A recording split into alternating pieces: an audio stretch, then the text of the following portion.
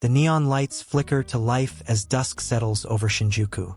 A salaryman in a crisp white shirt steps off a crowded train, briefcase in hand, walking past wooden storefronts where the smell of grilled yakitori mingles with cigarette smoke and rain-soaked pavement. This is Tokyo in the 1960s. A city rising from ashes. A nation finding its rhythm again. And tonight, we're going back. Before we step into those neon-lit streets, if you love stories that transport you to another time, hit that subscribe button and turn on notifications. Drop a comment telling us which decade you'd love us to explore next. And if this video makes you feel something, give it a like and share it with someone who appreciates the beauty of the past. The alarm clock rings at 5:30 in the morning. Not the gentle chime of a smartphone, but the mechanical bell that rattles on the wooden nightstand until someone slaps it silent. In a small apartment in Setagaya Ward, a family is already stirring. The rooms are tiny by any standard. 6 tatami mats make up the main living space. The walls are thin enough to hear the neighbor's radio playing enka music, that distinctly Japanese sound of longing and resilience that define the era. The father rises first. He folds his futon with practiced efficiency, stacking it in the closet where it will stay until nightfall. There is no bed frame, no separate bedroom. Space is the luxury Tokyo cannot afford in 1964, the year the city is preparing to show itself to the world. The Olympics are coming, and Tokyo is transforming. His wife is already in the kitchen, no bigger than a closet in a modern American home. The smell of miso soup fills the apartment. She heats the rice that was cooked the night before, carefully portioning it into bowls. Breakfast is simple. Rice, miso soup, pickled vegetables, a piece of grilled fish. The same meal her mother made and her grandmother before that. Tradition moves slowly, even when everything else is rushing forward. Their children sleep a little longer, sprawled on their own futons in the corner. A boy of 12 and a girl of 8. When they wake, they will put on their school uniforms. Dark blue with brass buttons for him. Navy sailor-style dress for her. Every student in Tokyo looks the same. There is comfort in that uniformity. A sense of belonging to something larger than yourself. The father leaves first. He walks to the station in shoes that click against the pavement, past houses made of wood and paper, past small shops just opening their shutters.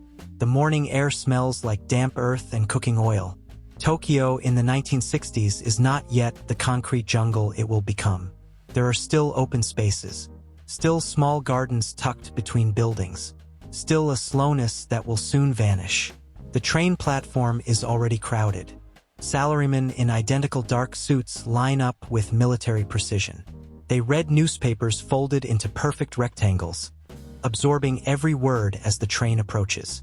When the doors open, they flow inside like water, filling every available space. The white-gloved station attendants push the last passengers in, compressing humanity into steel containers. This is not yet the famous pushers of the 80s and 90s, but the prototype is forming. Tokyo is learning to move millions. Inside the train, no one speaks. The silence is not awkward. It is respect. Every person lost in their own thoughts, their own private worlds, as the city blurs past the windows. Construction cranes punctuate the skyline. Buildings rise where there were none yesterday. Tokyo is being rebuilt, reborn, reimagined. The war ended 19 years ago, but the scars are still visible if you know where to look. Empty lots where firebombs fell. Neighborhoods still being reconstructed. But mostly there is optimism. A sense that Japan is returning. Not to what it was, but to something new. He gets off at Tokyo Station. The building is a red brick palace from another era, untouched by the modern glass towers beginning to surround it. Inside, the halls echo with footsteps, thousands of people moving with purpose. He walks to his office in Marunouchi, the business district where Japan's future is being written in ledgers and typewriters. His company occupies 3 floors of a modest building. The elevator is manual, operated by a young man who announces each floor in a voice like a song. His desk is one of many in a large open room. No cubicles, no privacy, just rows of desks facing the same direction, like students in a classroom. The section chief sits at the front, watching over everyone. The company is family. You join after university and stay until retirement.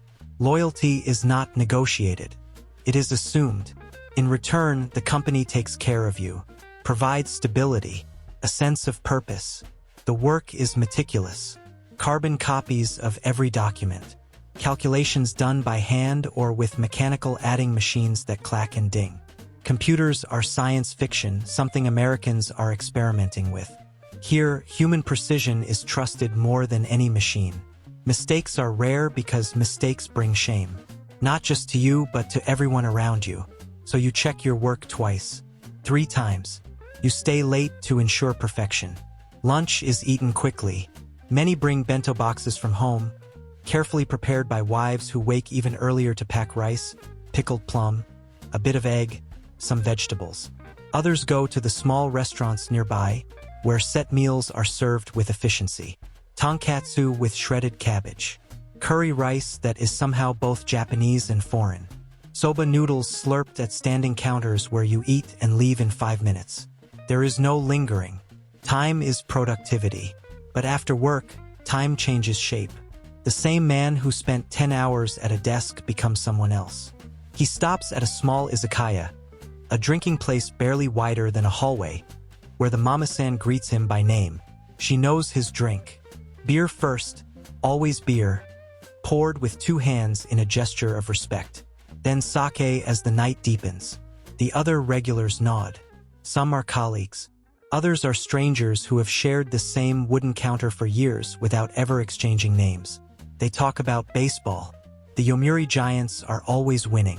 They talk about the upcoming Olympics, about whether Tokyo is ready, about the new Shinkansen bullet train that will connect Tokyo to Osaka, a marvel that will prove Japan has not just recovered, but surpassed.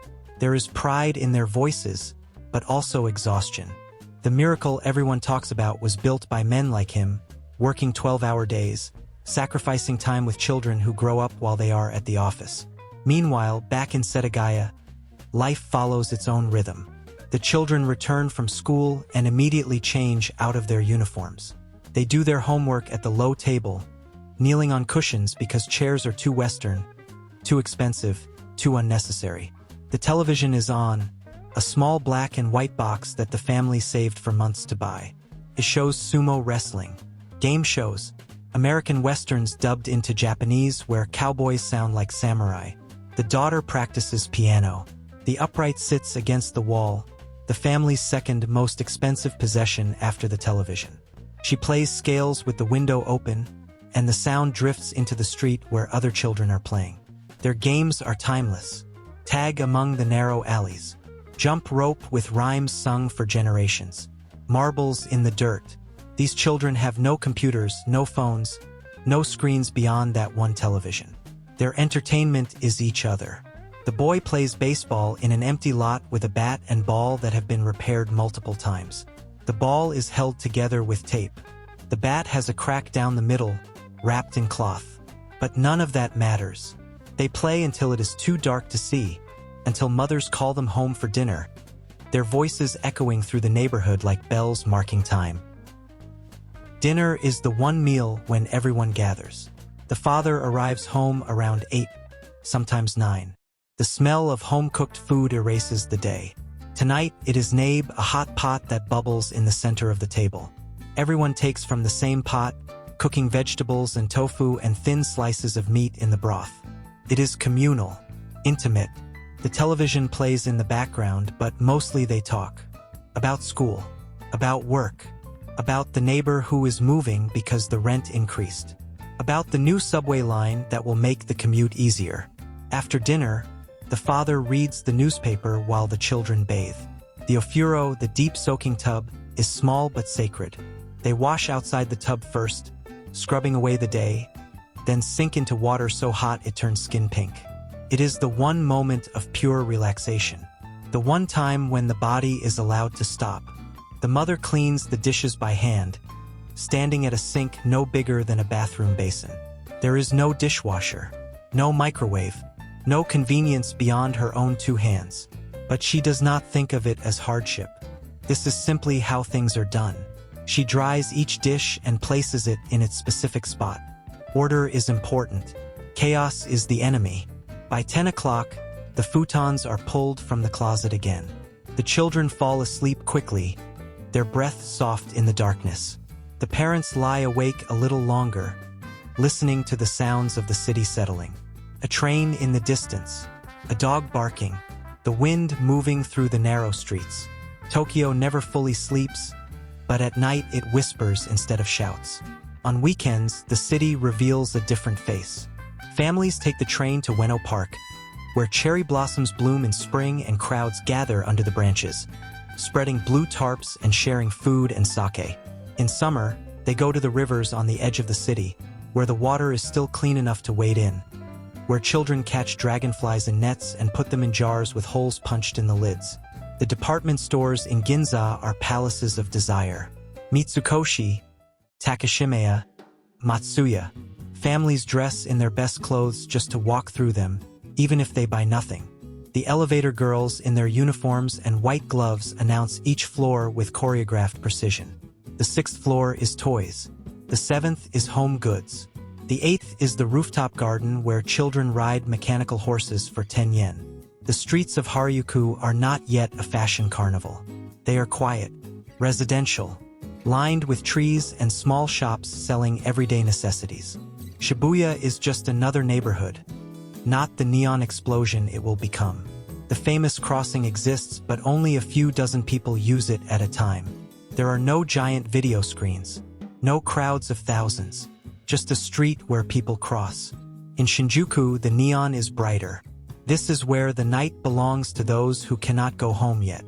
The hostess bars, the jazz clubs, the tiny theaters showing films from France and Italy that most of Japan will never see. Artists and intellectuals gather in coffee shops that stay open until dawn, arguing about literature and politics and the soul of Japan in the modern age. They smoke endless cigarettes and drink black coffee so strong it tastes like medicine. The young people, the university students, are beginning to question everything. They organize protests against the government, against the American military bases, against the old ways that their parents cling to. They march through the streets with banners and megaphones, believing they can change the world through sheer force of will. Some will. Most will eventually cut their hair, put on suits, and join companies just like their fathers. But for now, they are young and angry and alive. Roppongi is where the foreigners gather. American military personnel on leave. Businessmen from Europe trying to understand this market. The clubs play rock and roll, a sound that is thrilling and forbidden and American in a way that both attracts and repels. Japanese women who date foreigners are whispered about, called names, but they go anyway, drawn to something different, something beyond the narrow path laid out for them. The technology that will define Tokyo's future is just beginning. Sony releases the first home video recorder, a machine so expensive only the wealthy can afford it. Transistor radios are everywhere, tiny miracles of engineering that let people carry music in their pockets. The first automatic doors appear in department stores, and children stand in front of them, walking back and forth, making the doors open and close, amazed by the magic. The 1964 Olympics change everything. The world arrives in Tokyo. Athletes from every continent walk through streets that were rubble 2 decades earlier. The opening ceremony is broadcast on color television, though most people still watch on black and white sets. The Shinkansen begins service, cutting the trip to Osaka from 6 hours to 3. Japan is no longer the defeated enemy. It is the future. But beneath the modernity, the old world persists. Temples still stand in the shadows of new buildings. Monks still walk the streets at dawn, chanting for alms.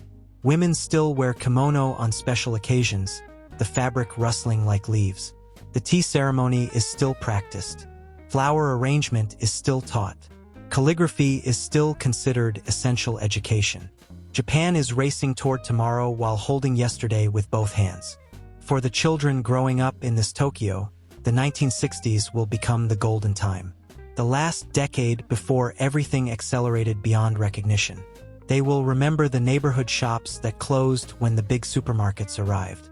The empty lots where they played that became parking garages. The wooden houses that burned down or were demolished, replaced by concrete and steel.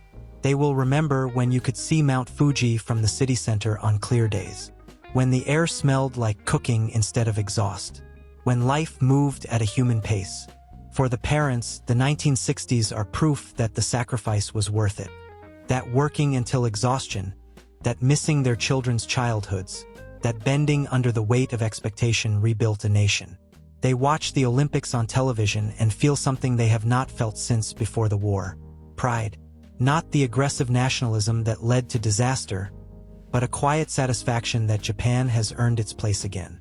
For the grandparents, those who remember the war, who remember the fire and the hunger and the shame, the 1960s are a gift they never expected to receive. They walk through Ginza and cannot believe this is the same city that burned. They ride the trains and marvel at the precision, the cleanliness, the order. They see their grandchildren healthy and fed and educated, and that is enough. That is everything. Tokyo in the 1960s was a city of contradictions. Ancient and modern, orderly and chaotic, poor and ambitious.